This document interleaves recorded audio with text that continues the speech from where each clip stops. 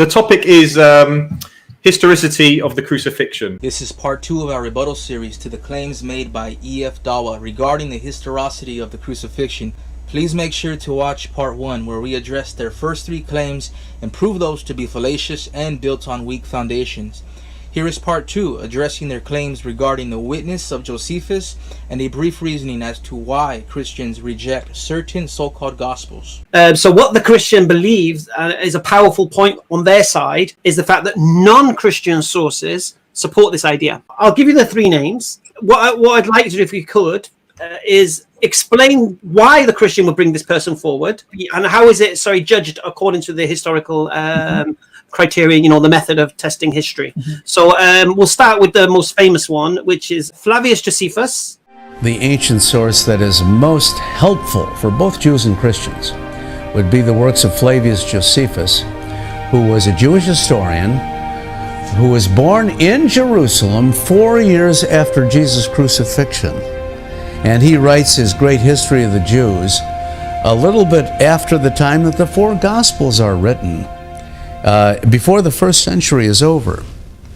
Twice he mentions Jesus. Ananus thought he had a favorable opportunity because Festus was dead and Albinus was still on the way. And so he convened the judges of the Sanhedrin and brought before them the brother of Jesus, the one called Christ, whose name was James, and certain others, and accusing them of having transgressed the law, delivered them up to be stoned. So he mentions Jesus also earlier in Antiquities Book 18, and it is a very fair outside view of who Jesus was. At this time there was a wise man who was called Jesus, and his conduct was good, and he was known to be virtuous. And many people from among the Jews and the other nations became his disciples. Pilate condemned him to be crucified and to die. But those who had become his disciples did not abandon their loyalty to him. They reported that he had appeared to them 3 days after his crucifixion, and that he was alive. Accordingly, they believed that he was the Messiah, concerning whom the prophets have recounted wonders. Very fair outside view of who Jesus was. The 1st century Jewish historian Flavius Josephus wrote about Jesus' crucifixion in his book Antiquities of the Jews 18, dated around 85 AD. This passage is known as the Testimonium Flavium and says that a man named Jesus drew a crowd of people who listened to his teachings and was killed by Roman crucifixion under Pontius Pilate. And even as Even Minton puts it, this is historical evidence for the crucifixion of Jesus coming from a source with no theological axe to grind. Now, some people object that this passage has been interpolated by Christian scribes because of the use of certain words they believe Josephus would probably not have used. However, the majority of scholars and historians hold the position it was only partially interpolated, or that only certain phrases may have been inserted by a Christian scribe. But this is not at all problematic because the majority of scholars and historians recognize even when you remove the obvious Christian additions, the passage remains completely coherent. Here is the Testimonium Flavium with the Christian phrases and words removed. Quote, "Now there was about this time Jesus, a wise man, for he was a doer of wonderful works, a teacher of such men as receiving the truth with pleasure. He drew over to him both many of the Jews and many of the Gentiles. And when Pilate, at the suggestion of principal men amongst us, had condemned him to the cross, those that loved him at the first did not forsake him, and the tribe of Christians, so named from him, are not extinct at this day." Unquote. As we can see, the flow of thought isn't bothered at all by the removal of the Christian additions and remains coherent, and it is strong early evidence of the historicity of the crucifixion of Jesus Christ. The crucifixion of Jesus of Nazareth is one of the best attested facts in ancient history. And I speak as an ancient historian. There are certain other things like the murder of Julius Caesar, the destruction of Jerusalem in AD 70, all sorts of other things which actually we know pretty certainly and which no ancient historian denies. The crucifixion itself is one of the best bits of evidence because in the ancient world, the word cross or crucifixion was almost like a swear word. You wouldn't want to say it in polite company or in front of your grandmother because it was so horrible and barbaric and disgusting, and bodies hanging on crosses being eaten by rats and vermin and birds and so on. You just shudder and look away. And yet the Christians made the cross the symbol from the very beginning of their movement, because for them it was the sign of the love of God. Without something like the actual death of Jesus, that cultural shift is impossible to explain. Well, interestingly, at least from the extant or still surviving manuscripts specific to Tacitus and Josephus, those manuscripts only exist after the time of the Prophet sallallahu alaihi wasallam. So it starts around in the 9th century CE.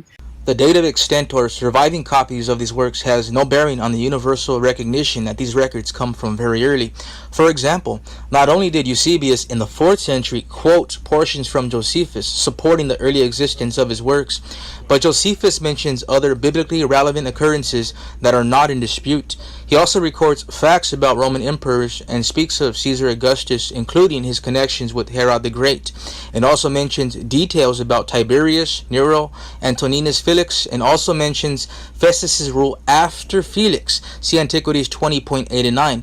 The fact that Festus replaced Felix, according to Josephus, is in perfect agreement with Luke's account in Acts 24:27.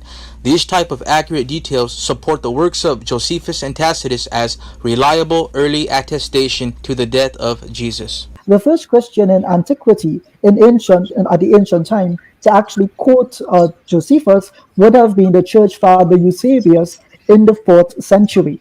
So even when you had critical people like Lucius and Celsus mocking the Christians for their beliefs, they never actually make the claim that this is a fact in history. It's just something that they mention that Christians believe in. So it's a bit interesting that they appeal to these people when, to be sure, the earliest Christians did not. To be sure, the earliest Christians actually did not appeal to Tacitus or Josephus. There's no reason why Christians would normally quote or mention Josephus or Tacitus' work in regard to the events that took place. The best credible testimony would be that coming from those who walked and talked with Jesus, or those who were students of his apostles. Thus, we would normally expect information regarding the biblical narrative and the crucifixion to be drawn from these people, the early church fathers, and these sources, the writings of the New Testament. Sources like the Muratorian fragment, which dates to the middle of the 2nd century, is a list of an early canon. The Muratorian fragment. This list dates back to about 170 AD, but the list was only discovered in the year 1700 in the Ambrosian Library in Milan by Lodovico Antonio Muratori, who was a historian, priest, and scholar. And the Muratorian fragment is written in Latin.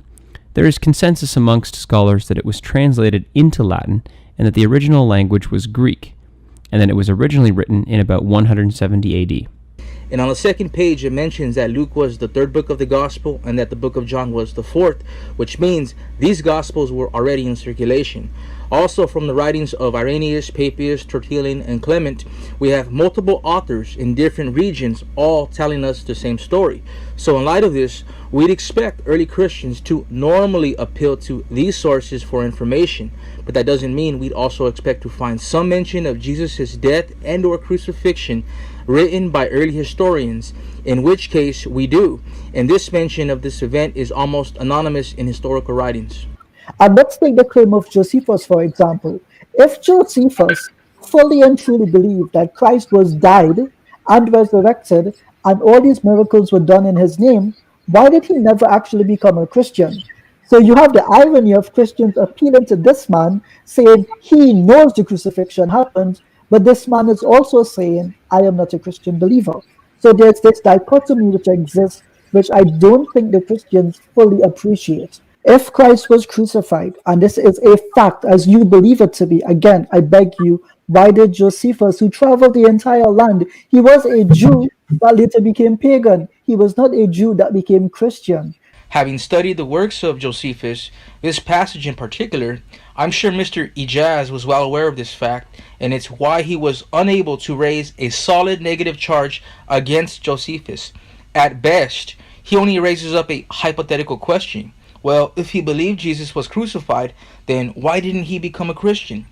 This is the best argument they have against Josephus, and it's an extremely weak one, and communicates how desperate Muslims are to find any fault with anyone or any works that testify to the crucifixion.